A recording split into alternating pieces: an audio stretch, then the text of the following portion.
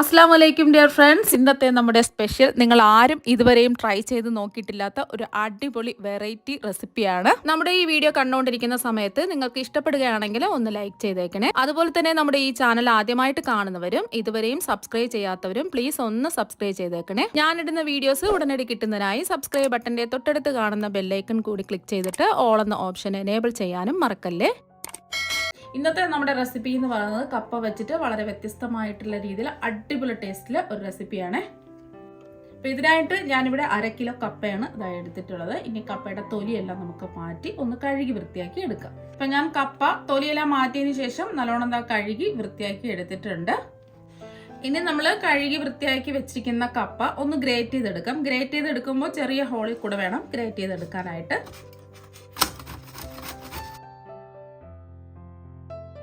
കപ്പ മുഴുവനും ഇതാ ഗ്രേറ്റ് ചെയ്ത് എടുത്തിട്ടുണ്ട്. കപ്പ നമ്മൾ എടുക്കുന്ന സമയത്ത് നല്ല ഫ്രഷ് ആയിട്ടുള്ള കപ്പ വേണം എടുക്കാനായിട്ട്. ഇതിന് വേണ്ടിയിട്ട് വാടിയ കപ്പ ഒന്നും എടുക്കരുത്, അതൊന്ന് പ്രത്യേകം ശ്രദ്ധിക്കുക. ഇപ്പോൾ അതാ മുഴുവൻ കപ്പയും ഇതുപോലെ ഗ്രേറ്റ് ചെയ്തെടുത്തിട്ടുണ്ട്. ഇനി ഇതിലേക്ക് ഒരു 2 ടേബിൾ സ്പൂൺ വെള്ളം ഇതുപോലെ ഒന്ന് തളിച്ച് വെക്കാം. ഇങ്ങനെ ഒന്ന് വെള്ളം തളിച്ച് വെക്കുക, ഇതിവിടെ ഇരിക്കട്ടെ. ഇനി ഒരു കടായിലേക്ക് 250 ml കപ്പിന് 1.5 കപ്പ് ശർക്കര ഇട്ട് കൊടുക്കുക. ഞാനിപ്പോൾ പൊടിച്ച ശർക്കരയാണ് 1.5 കപ്പ് എടുത്തിട്ടുള്ളത്. ഇതുപോലെ പൊടിച്ച ശർക്കര വാങ്ങാൻ കിട്ടും, അല്ലാന്നുണ്ടെങ്കിൽ ഇടികല്ലിൽ വെച്ച് ശർക്കര പൊടിച്ചെടുക്കുക. ഇനി ശർക്കര ഉരുക്കിയെടുക്കുന്നതിന് ആവശ്യമായ വെള്ളം ഒഴിച്ചു കൊടുക്കാം. ഞാനിപ്പോൾ 1/2 കപ്പ് വെള്ളമാണ് ഒഴിച്ചു കൊടുത്തിട്ടുള്ളത്.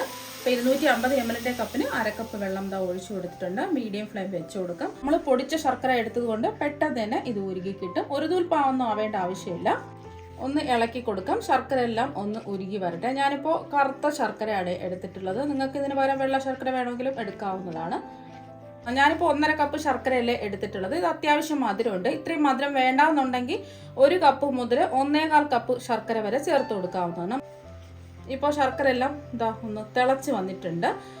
ഇനി നമുക്ക് കല്ലും മണ്ണൊക്കെ ഉണ്ടെന്നുണ്ടെങ്കിൽ ഇത് അരിച്ചിട്ട് വേണം ഇതുപോലെ വേറൊരു പാനിലേക്ക് ഒഴിച്ചു കൊടുക്കാൻ വേണ്ടിയിട്ട്. ഇപ്പം ഞാനെടുത്ത ശർക്കരയിൽ കല്ലും മണ്ണും അഴുക്കൊന്നും ഇല്ലാത്തതുകൊണ്ട് ഞാൻ അരിച്ചൊഴിക്കുന്നില്ല. ഇപ്പം ശർക്കര പാനിയെല്ലാം എന്താ ഉരുകി വന്നിട്ടുണ്ട്. ഇനി 1 മിനിറ്റ് ഒന്ന് ഇതുപോലെ ഒന്ന് ഇളക്കി കൊടുക്കാം. ചെറുതായിട്ടൊന്ന് വറ്റി വരട്ടെ ഈ ശർക്കര പാനി. ഒരു നൂൽ പാവൊന്നും ആയി പോകരുത്, മീഡിയം ഫ്ലെയിം തന്നെ വെച്ച് കൊടുക്കുക. ഇപ്പോൾ 1 മിനിറ്റ് ഇതായിട്ടുണ്ട്. ഇതുപോലെ ശർക്കര പാനി പതഞ്ഞ് വരുന്ന സമയത്ത് ഇതിലേക്ക് ആവശ്യത്തിനുള്ള തേങ്ങ ചിരകിയത് ഇട്ട് കൊടുക്കാം. ഞാനിപ്പോൾ ശർക്കര എത്ര അളവിലാണോ എടുത്തിട്ടുള്ളത് അതേ അളവിൽ തന്നെയാണ് തേങ്ങ ചിരകിയതും എടുത്തിട്ടുള്ളത്. അപ്പോൾ 1.5 കപ്പ് തേങ്ങയാണ് ഇത് എടുത്തിട്ടുള്ളത്. 1.5 കപ്പ് ശർക്കരയ്ക്ക് 1.5 കപ്പ് തേങ്ങ ചിരകിയത് ഇതിലേക്ക് ഇട്ട് കൊടുക്കുന്നുണ്ട്.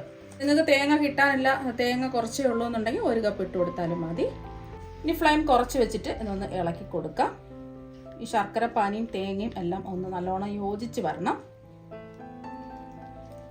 ഇപ്പോൾ ഇതെല്ലാം ഒന്ന് യോജിപ്പിച്ചെടുത്തിട്ടുണ്ട്. ഫ്ലെയിം കുറച്ച് തന്നെ വെക്കുക. എന്നിട്ട് ഇതെല്ലാം ഒന്ന് ചെറുതായിട്ടൊന്ന് വറ്റി വരട്ടെ.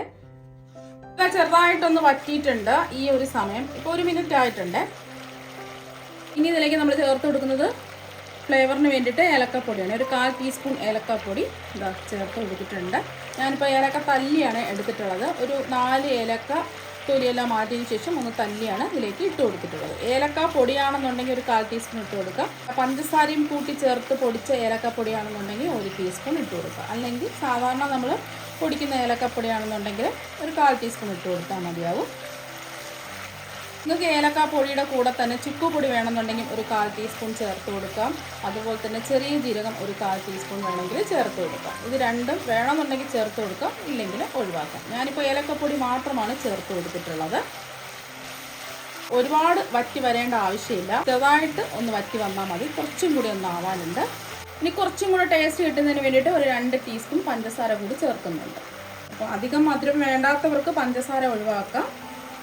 കുറച്ച് ടേസ്റ്റ് കൂടുതൽ വേണമെന്നുള്ളവർക്ക് 1-2 ടീസ്പൂൺ പഞ്ചസാര കൂടി ഇട്ട് കൊടുക്കാവുന്നതാണ്.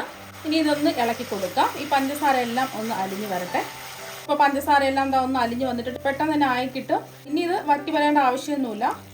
ഈ ഒരു പരുവാകുമ്പോൾ നമുക്ക് ഫ്ലെയിം ഓഫാക്കി കൊടുക്കണം. ഒരുപാട് അങ്ങ് വറ്റി വരണ്ട് പോകേണ്ട ആവശ്യമില്ല. ഈ ഒരു രീതി ആകുമ്പോൾ നമുക്ക് ഫ്ലെയിം ഓഫാക്കി കൊടുക്കണം.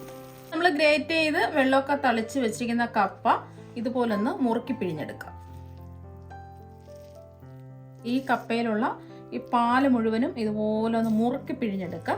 ഇതുപോലെ നിങ്ങൾക്ക് ചെയ്യാൻ പറ്റുന്നുണ്ടെങ്കിൽ ഇതുപോലെ ചെയ്തെടുക്കുക. എത്രത്തോളം ഇതിൻ്റെ പാല് മുഴുവനുണ്ടോ അത്രയും പാല് നമ്മൾ മുറുക്കി പിഴിഞ്ഞതുപോലെ കളയണം. ഇതുപോലെ മുറുക്കി പിഴിഞ്ഞെടുക്കണം. ഈ പാല് പെട്ടെന്ന് നമുക്ക് മുറുക്കി പിഴിഞ്ഞെടുക്കുന്നതിന് വേണ്ടിയിട്ടാണ് ഞാൻ 2 ടേബിൾ സ്പൂൺ വെള്ളം ഇതുപോലെ ഒന്ന് ഒഴിച്ച് തളിച്ച് വെച്ച് കൊടുത്തിട്ടുള്ളത്. അപ്പം നിങ്ങൾക്ക് ഇതുപോലെ പിഴിഞ്ഞെടുക്കാൻ പ്രയാസമാണെന്നുണ്ടെങ്കിൽ നമ്മൾ എന്ത് ചെയ്യണമെന്ന് വെച്ചാൽ ഒരു കോട്ടൺ തുണി ഉണ്ടല്ലോ, കോട്ടൺ തുണിയിൽ എല്ലാം കൂടെ ഇട്ടിട്ട് എല്ലാം ഒന്ന് മുറുക്കി പിഴിഞ്ഞെടുത്താൽ മതി. അപ്പോൾ ഇതിൻ്റെ പാല് മുഴുവനും നമുക്ക് പിഴിഞ്ഞ് നന്നായിട്ട് കിട്ടും. ഒട്ടും തന്നെ ഈ കപ്പയുടെ പാല് ഉണ്ടാവാൻ പാടില്ല. പോലെ മുറുക്കി പിഴിഞ്ഞെടുക്കുക.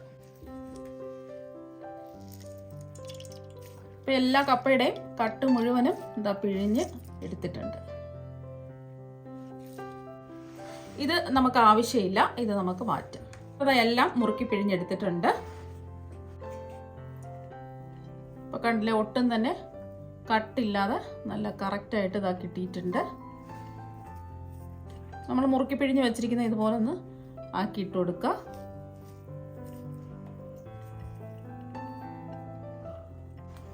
ഇനി ഇത് നമ്മൾ ചെയ്യാനുള്ളത് മിക്സിയുടെ ചെറിയ ജാറിലിട്ട് ചെറുതായിട്ടൊന്ന് ക്രഷ് ചെയ്തെടുക്കാം. ഇപ്പം നമ്മൾ കപ്പത ക്രഷ് ചെയ്തെടുത്തിട്ടുണ്ട്. ഈ ഒരു രീതിക്ക് വേണം ക്രഷ് ചെയ്തെടുക്കാൻ വേണ്ടിയിട്ട്. ഒരുപാട് അങ്ങ് പൊടിഞ്ഞു പോകരുത്. ഒരു 3 പ്രാവശ്യം ഒന്ന് പൾസ് ചെയ്തെടുത്താൽ മതി. ഇപ്പം ഞാൻ 2 ബാച്ചായിട്ടാണ് കപ്പ ക്രഷ് ചെയ്തെടുത്തിട്ടുള്ളത്. അപ്പോൾ മിക്സിയുടെ ചെറിയ ജാറിലിട്ട് വേണം ക്രഷ് ചെയ്തെടുക്കാൻ വേണ്ടിയിട്ട്. ഒരുമിച്ചിടരുത്, എന്നാൽ പിന്നെ പൊടിഞ്ഞങ്ങ് കട്ട പോലെ ആയിപ്പോവും. ഇതുപോലെ തരിതരിയായിട്ട് നമുക്ക് പൊടിഞ്ഞ് കിട്ടണം. ഈ ഒരു രീതിക്ക് വേണം കിട്ടാനായിട്ട്. ഒരുപാട് അങ്ങ് പൊടിഞ്ഞ് അരഞ്ഞൊന്നും പോകരുത്. ഇപ്പം നമ്മൾ ശർക്കരയുടെയും തേങ്ങയുടെയും ഒക്കെ ചൂടൊക്കെ ഇതാ മാറിയിട്ടുണ്ട്. ഇനി ഇതിലേക്ക് അങ്ങ് ഇട്ട് കൊടുക്കാം. ഇപ്പം ചൂട് മാറിയപ്പോൾ കുറച്ചും കൂടെ ഒന്ന് ഡ്രൈ ആയിട്ട് വന്നിട്ടുണ്ട്. ഇനി ഇതിലേക്ക് നിങ്ങൾക്ക് വേണമെന്നുണ്ടെങ്കിൽ കുറച്ച് കശുവണ്ടി ചെറുതായിട്ട് കട്ട് ചെയ്ത് ഇട്ട് കൊടുക്കാം. ഇപ്പോൾ 1 ടേബിൾ സ്പൂൺ കശുവണ്ടി ഇതുപോലെ കട്ട് ചെയ്ത് ഇട്ട് കൊടുക്കുക. വേണമെന്ന് നിർബന്ധമൊന്നുമില്ല. ഇപ്പോൾ കശുവണ്ടിയും കൂടെ ഇട്ട് കൊടുക്കുമ്പോൾ കുറച്ചും കൂടെ ഒരു ടേസ്റ്റ് കിട്ടും. അപ്പോൾ ഇടയ്ക്കിടയ്ക്ക് ഒന്ന് കടിക്കാൻ കിട്ടുമ്പോൾ നല്ലൊരു ടേസ്റ്റ് ഉണ്ടാവില്ലേ. അപ്പോൾ അതുകൊണ്ടാണ് 1 ടേബിൾ സ്പൂൺ കശുവണ്ടി ഉണ്ടെങ്കിൽ ചെറുതായിട്ട് കട്ട് ചെയ്ത് ഇട്ട് കൊടുക്കാം. ഇല്ലാന്നുണ്ടെങ്കിൽ നിലക്കടല 1 ടേബിൾ സ്പൂൺ ചെറുതായിട്ട് കട്ട് ചെയ്ത് ഇട്ട് കൊടുത്താലും മതി. നിങ്ങൾക്ക് വേണമെന്നുണ്ടെങ്കിൽ കശുവണ്ടിയും ഉണക്കമുന്തിരിയും ഒക്കെ നെയ്യിലൊന്ന് റോസ്റ്റ് ചെയ്ത് ഇതിലേക്ക് ഇട്ട് കൊടുക്കാവുന്നതാണ്. ഞാനിപ്പോൾ റോസ്റ്റ് ചെയ്യാതെയാണ് കശുവണ്ടി ഇതിലേക്ക് ഇട്ട് കൊടുത്തിട്ടുള്ളത്. അതുപോലെ തന്നെ തേങ്ങയും ശർക്കരയും നേരിട്ട് ഈ കപ്പയിലേക്ക് ചേർത്ത് കൊടുക്കാവുന്നതാണ്. അപ്പോൾ അതിനേക്കാളും കുറച്ചും കൂടെ ടേസ്റ്റ് കിട്ടുന്നതിന് വേണ്ടിയിട്ടാണ് ഞാൻ ശർക്കര പാനി ഉരുക്കി അതിലേക്ക് നമ്മൾ തേങ്ങ ഇട്ട് ചെയ്തെടുത്തിട്ടുള്ളത്. അപ്പോൾ അങ്ങനെ ചെയ്യുമ്പോൾ കുറച്ചും കൂടെ ടേസ്റ്റും ആയിരിക്കും. എന്തെങ്കിലും കല്ലും മണ്ണൊക്കെ ശർക്കരയിലുണ്ടെങ്കിൽ നമുക്ക് മാറി കിട്ടുകയും ചെയ്യും. അങ്ങനെ താല്പര്യമില്ല, ശർക്കരയൊക്കെ നല്ല ശർക്കര, കല്ലും മണ്ണൊന്നും ഇല്ലാത്ത ശർക്കരയാണെന്നുണ്ടെങ്കിൽ നേരിട്ട് ഇതിലേക്ക് ചീകി ഇട്ട് കൊടുക്കാം. ഇനി ഇതിലേക്ക് നമുക്ക് 250 ml കപ്പിന് 1/2 കപ്പ് ഗോതമ്പ് പൊടി ഇട്ട് കൊടുക്കാം. ഗോതമ്പ് പൊടിക്ക് പകരം നിങ്ങൾക്ക് വേണമെന്നുണ്ടെങ്കിൽ റവ എടുക്കാം, മൈദ എടുക്കാം. അപ്പോൾ ഏത് വേണമെങ്കിലും എടുക്കാവുന്നതാണ്. ഇനി നമുക്ക് ഇതിലേക്ക് 1 ടേബിൾ സ്പൂൺ നെയ്യും കൂടി ചേർത്ത് കൊടുക്കാം. നെയ്യ് ഇഷ്ടമല്ലാത്തവർക്ക് നെയ്യ് ഒഴിവാക്കാം. നെയ്യ് ഇഷ്ടമാണെന്നുണ്ടെങ്കിൽ 1 ടേബിൾ സ്പൂൺ നെയ്യും കൂടി ചേർത്ത് കൊടുക്കുക. ഇനി എല്ലാം കൂടി കൈവച്ച് ഒന്ന് കുഴച്ചെടുക്കാം. കപ്പയുടെ ഈർപ്പത്തിൽ തന്നെയാണ് നമ്മൾ മാവ് കുഴച്ചെടുക്കാനുള്ളത്. വെള്ളമൊന്നും ഒഴിക്കേണ്ട ആവശ്യമില്ല. അതെല്ലാം ഒന്ന് കുഴച്ച് ഇതുപോലെ ഒന്ന് ഉരുട്ടിയെടുക്കുക. അപ്പോൾ നിങ്ങൾക്ക് വേണമെന്നുണ്ടെങ്കിൽ ഗോതമ്പ് പൊടി കുറവാണ്, നിങ്ങൾക്ക് കുറച്ച് ലൂസായി പോയിട്ടുണ്ടെന്നുണ്ടെങ്കിൽ കുറച്ചും കൂടെ ഗോതമ്പ് പൊടി ചേർക്കാവുന്നതാണ്. ഇതുപോലെ ഒന്ന് കുഴച്ച് ഉരുട്ടിയെടുക്കുക. അതാ കുഴച്ച് ഉരുട്ടിയെടുത്തിട്ടുണ്ട്. ഈ ഒരു പരുവത്തിലാണ് നമ്മൾ കുഴച്ച് ഉരുട്ടിയെടുക്കേണ്ടത്. ഇനി ഇതിൽ നിന്നും ആവശ്യത്തിനുള്ള മിക്സ് എടുക്കാം.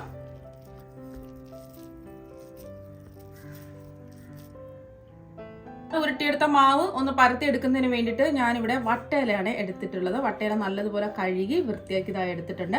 വട്ടയിലേക്ക് പകരം നിങ്ങൾക്ക് വാഴയിലയും എടുക്കാവുന്നതാണ്. വട്ടയില ഉണ്ടെങ്കിൽ വട്ടയില തന്നെ എടുക്കുക. ഇനി ഇതിൻ്റെ പുറത്ത് കുറച്ച് എണ്ണയോ നെയ്യോ ഒന്ന് തേച്ച് കൊടുക്കുക. പിന്നെ ചില വട്ടയില പെട്ടെന്ന് ഇളകി വരില്ല.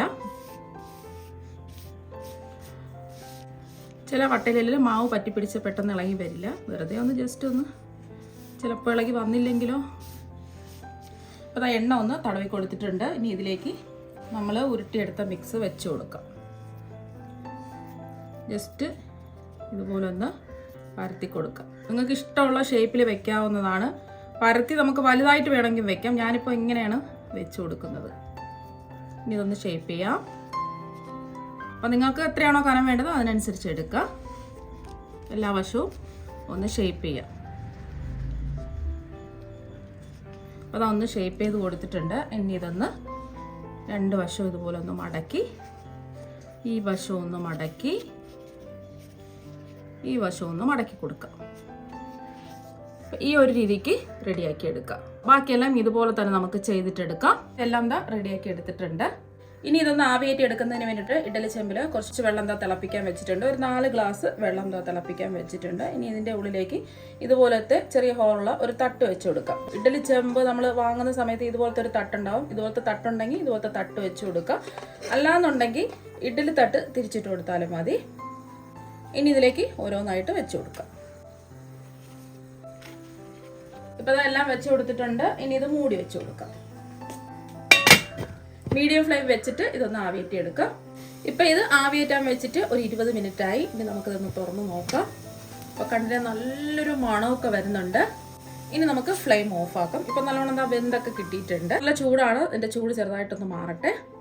ഇപ്പം ഇതിൻ്റെ ചൂടൊക്കെ മാറിയതിന് ശേഷം ഇഡ്ഡലി ചെമ്പിൽ നിന്നും പുറത്തെടുത്തിട്ടുണ്ട്. ഇനി ഇതിൽ നിന്നും ഒരെണ്ണം എടുത്ത് കാണിച്ചു തരാം. ഇത് ഇല നമുക്ക് മാറ്റാം.